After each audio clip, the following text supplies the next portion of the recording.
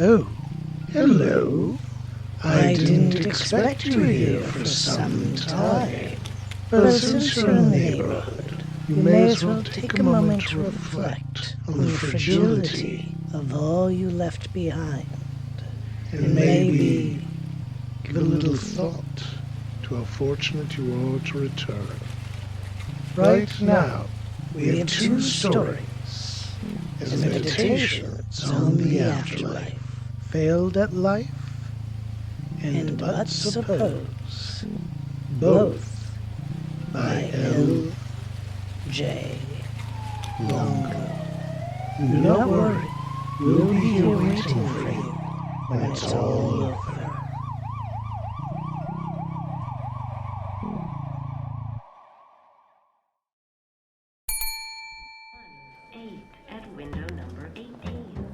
Shortly after dying, Olivia realized something was desperately wrong. Alright, let's not panic, it wasn't hell or anything, but heaven was supposed to look like clouds and gates made of pearls and beautiful people with wings. It should not have a line, a linoleum floor, and a long counter. And St. Peter certainly wasn't a man with coffee stains on a Hawaiian shirt waving her over. Olivia turned to the faceless soul beside her in line. You can go ahead of me. I'm waiting for the priest. Come on, Liv, you're with me. The fat man smiled cheerfully at her. I got donuts. With that kind of pressure, Olivia had no choice but to walk forward and take her place in front of a fat man with coffee stains on his Hawaiian shirt. Have a donut. My computer takes a minute to load. They were the kind of plain chocolate donuts you get at a convenience store in packs of 6, not even fancy donuts. No, thank you. Come on, Liv, you're already dead. You can't get fat now. Olivia was a good, orderly woman, and she stood in front of the counter and kept her temper. Sir, I just want to get this over with and move on to the next thing, thank you. He smirked, very pink, very smug. The next thing? He clicked on his computer and looked at the thick book next to him. What do you suppose is the next thing, Olivia? Heaven, she answered with quiet confidence. All right. He ate one of his donuts and flipped through the book, smearing bits of chocolate and getting crumbs on the golden pages. I'm very sure it's heaven, Olivia said. I was very old when I died, you know. I went to church sometimes twice a week. I had a lot of time to think about things while I was waiting in line to talk to you, and, well, I went through all 10 of the commandments and I hardly broke any of them. The man nodded sagely. Never killed anyone? No! I never lied. I lived a good life. I loved my husband and my children, and I followed all the rules. Did you? Follow the rules? Of course. Love. Olivia stared at the man. He stared back. His eyes were bright green and sparkled with mirth. He took another bite of his donut and offered the box again. That's a very rude question, Olivia said. Of course, I loved my husband and my children. The man nodded and flipped some pages of the book. Friends, pets, a college professor. Olivia fidgeted uncomfortably. I didn't love. You did. You took a class with him when you retired on a lark, and he talked with such passion about, roses. Hydrangeas, Olivia corrected. But that wasn't love. It wasn't anything like that. Like what? Like what you're suggesting. Adultery? Who said anything about adultery? I just said you loved the man. The computer pinged and the man laughed and turned his attention to the monitor. Here we go. Olivia cringed. He was going to say something stupid like, now we're cooking with fire. Olivia smiled, pretending to be amused. All right. Yep, that's what I thought. What? You loved by the book. Did the bare minimum. Olivia blinked. The bare minimum? The bare minimum? She had been an overachiever all her life. She was an A student and a cheerleader. She'd been a nurse and raised 3 children who were also A students. She'd kept the house immaculate and never drank or eaten excessively. She'd gone to church. She'd done everything just as she was told to do. How could she have failed this big? That's how. The man in the Hawaiian shirt pointed at her with his donut. More of the crumbs rained down into the book of her life. That kind of worrying saps the joy right out of love. Well, worry? Of course she'd worried. Her husband had been utterly unconcerned with the appearance of things and not much help in that way, and there had never been enough money for new clothes, and she'd struggled to have good plates and all nice things for the guests. Her children had been reckless and free-willing, and she was lucky none of them had. See, worry corrupts love, turns it bitter. He looked at her with a knowing smile. She wanted to slap it off his face. It doesn't matter how clean your house was or what others thought about your china or how neat and orderly your life was. Then what does matter? She snapped. And why was I told my whole life cleanliness is next to godliness? She sneered and crossed her arms sourly. Then as the ramifications sank in, she felt her throat tighten and her eyes water. She did not want to cry. She did not want this fat, pink, smug man to see her cry. May I be excused? No. This was hell. Having this awful man judge her for eternity was her punishment. Her punishment for what? You tell me. He sat back and crossed his arms, mirroring her posture and possibly her expression from only a moment ago. For not loving people enough? For not loving yourself enough. Liv, you never did anything you wanted. You never felt anything except fear and worry, hardly even pride. That's not true. I loved my husband and children. I was proud of my husband and children.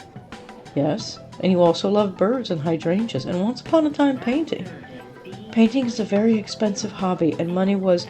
You wouldn't even grow hydrangeas because you were afraid somehow someone would know you were doing it because of that professor.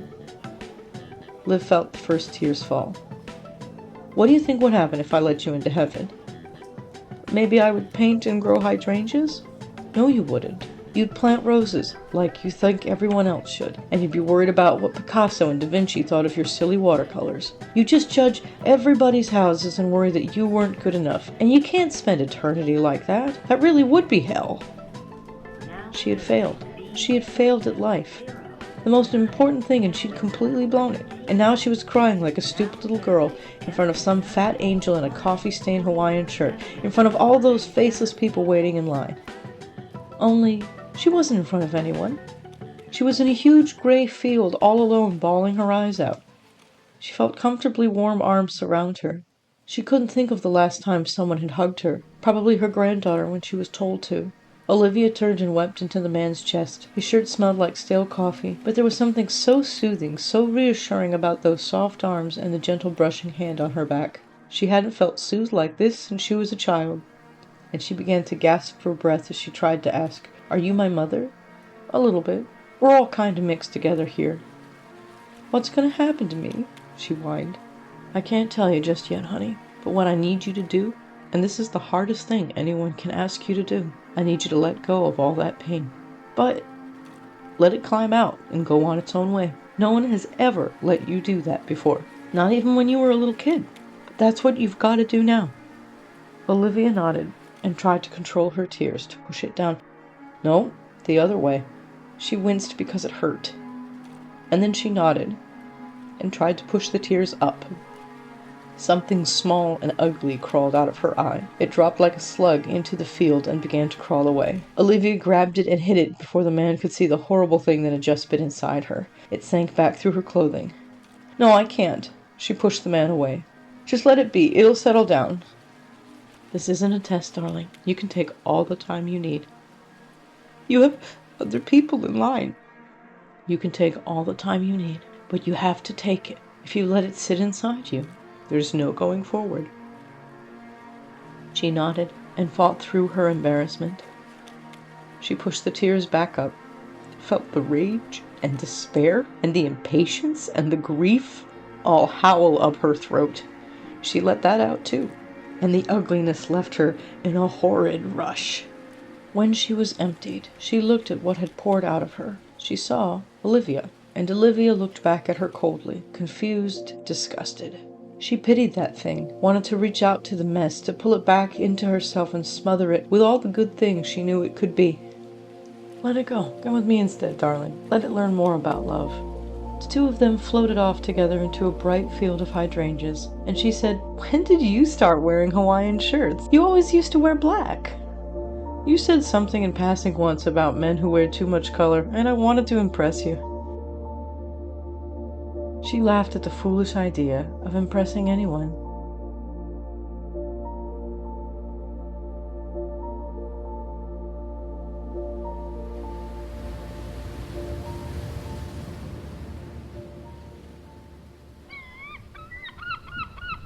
You sit, the crowd on the beach, the ocean at your backs. The only sight Besides the churning waves is a rocky ridge with a narrow pass. Distant creatures stalk the rocks, wings cocked like vultures. You're pretty certain they brought you here, or that they will eat you, or that they are demons. Do you still remember your name? Something thin as a scarecrow and faceless as a door-to-door evangelist sits next to you. The nearest demons miles away lift their heads from their wings and glare over the crowd with several thousand eyes. They all rest on you, it seems, while you decide whether or not you answer.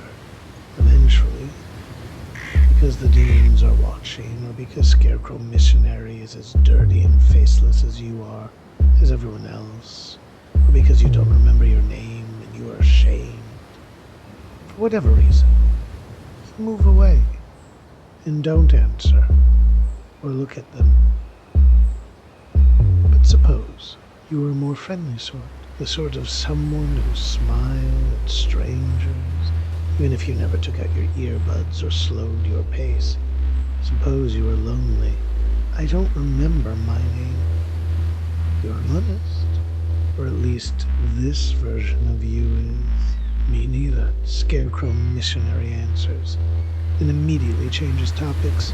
What do you think happens if we all rush into the pass at once? There are miles of empty beaches between the ocean and these rocks. Something good, or at least different, must be on the other side of those ridges.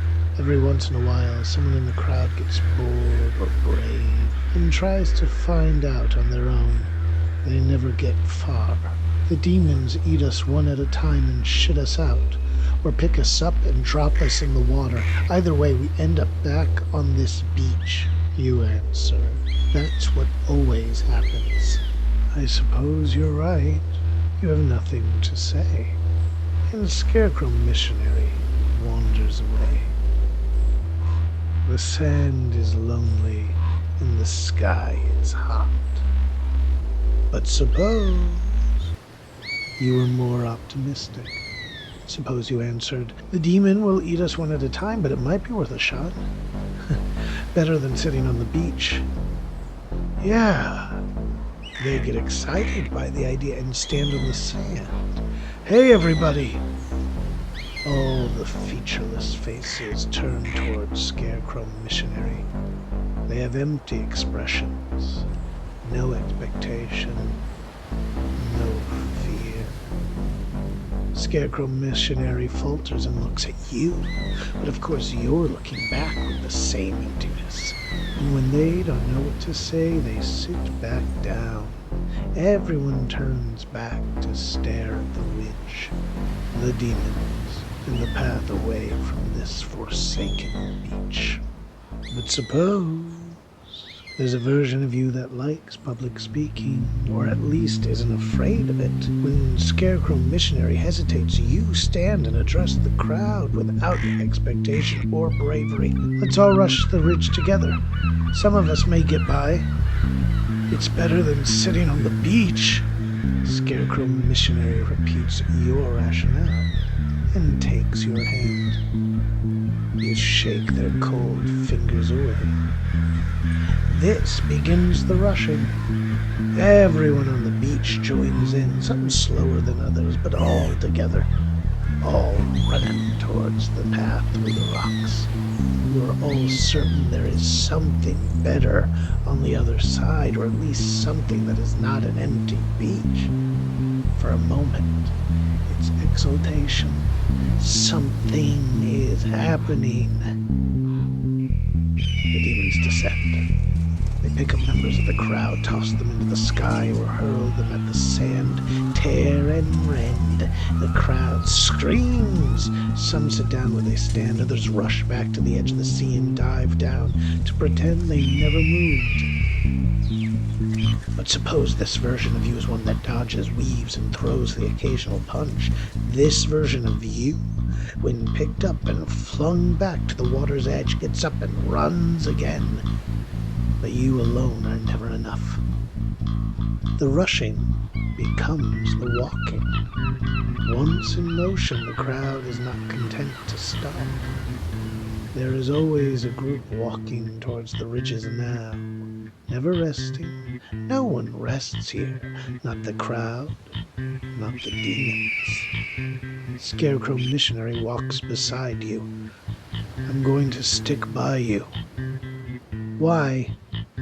Dunno. I guess because you hit the crows and so do I. The crows? Yeah. What do you call them? Demons. Oh. They look at the distant demons and shiver. I guess you're right. Sometimes when the demons come, Scarecrow Missionary distracts them, and you punch, and you both get away. Sometimes you do the distracting, and they punch. Eventually, just as you reach the entrance of the rocky path, the demons come, and neither of you gets away. You are flown back to the beach. Then the walking becomes the sitting. The rushing will begin again. This cycle will repeat for eternity.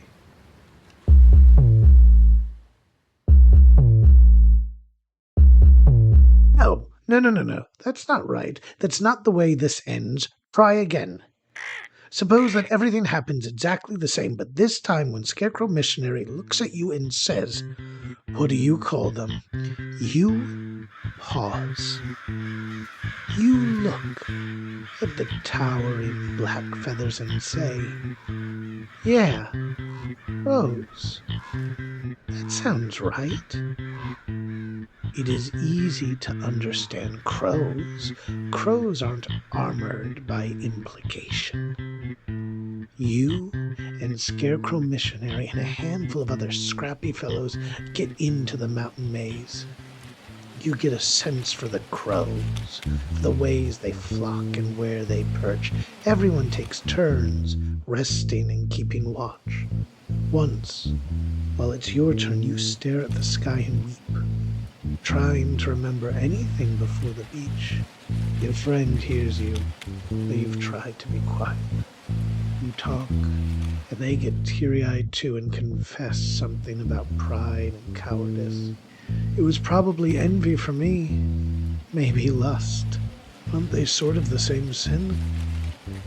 Aren't they all? Aren't they all? Scarecrow Missionary blinks at you without understanding. It's the first time you see they have eyes. All the sins are just not wanting to look at another person and love them. Later on, you and Scarecrow Missionary are separated from the crowd. It's only a matter of time before the crows come for you. You sleep back to back, and as the crows circle overhead, their sparkling eyes remind you of stars. Scarecrow Missionary has more of a face than ever. Seems more like a real person. Especially when you lean in and kiss. Maybe lust, huh? Scarecrow Missionary teases, but doesn't stop the kissing, which seems to clear the facelessness for a time. Together, you explore rocks and the ridges without trying to find the path or the rest of the crowd. It's nice. You discover laughing. And it's the laughter that the crows find. When one clutches at Scarecrow Missionary, you can't stand the thought of being without them, or losing this thing, or the burden of being alone, so you grab their feet, rooted by your fear. The crows descend on you both and bring you back to the beach. But suppose it wasn't fear. Suppose it was just love. Where they go, you go. The lightness of this lifts you off your feet too. Crow doesn't care. It flies you both into the sky. The wind howls. hands. You both cling to each other, unwilling to be parted, and the crow tucks you under its arms. Not crow, but angel. Your beloved realizes you both can see forever, high above the ridges and the sand, snuggled together near the angel's heart. There is nothing but ocean. The 1,000 eyes of the angel smile at you, and you both know what to do. You are dropped back onto the beach, back into the crowd of faceless, empty people. This has happened so many times before, but instead of sitting down, instead of running blindly towards the carved path, you both turn towards the ocean. Hand in hand, you walk into the cool sea. The salty brine washes away what little remains, obscure your faces. You swim away together to explore the endless depths. Two twin fishes with an eternity who love.